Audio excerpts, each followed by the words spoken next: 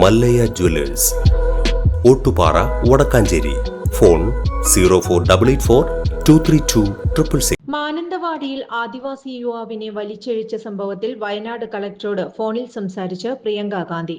സംഭവത്തിൽ കർശന നടപടി വേണം, മാതൃകാപരമായ ശിക്ഷ ഉറപ്പാക്കണമെന്നും പ്രിയങ്ക ഗാന്ധി ആവശ്യപ്പെട്ടു. സംഭവത്തിൽ കാർ പോലീസ് കസ്റ്റഡിയിലെടുത്തു. 4 പ്രതികളെ പോലീസ് തിരിച്ചറിഞ്ഞു. വയനാട് കണിയാമ്പറ്റ സ്വദേശി ഹർഷിതും സുഹൃത്തുക്കളുമാണ് പ്രതികൾ. കണിയാമ്പറ്റയിൽ നിന്നാണ് കാർ കണ്ടെത്തിയത്. പ്രതികളെ ഇന്ന് തന്നെ അറസ്റ്റ് ചെയ്യുമെന്ന് മാനന്തവാടി പോലീസ് അറിയിച്ചു.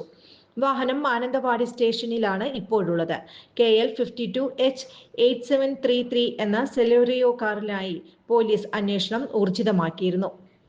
വയനാട് മാനന്തവാടി കൂടൽക്കടവിലാണ് ആദിവാസി യുവാവ് മാധനെ റോഡിലൂടെ വലിച്ചിഴച്ചത്. വിനോദസഞ്ചാരികളാണ് കാറിൽ കൈ ചേർത്ത് പിടിച്ച് 1/2 കിലോമീറ്ററോളം വലിച്ചിഴച്ചത്.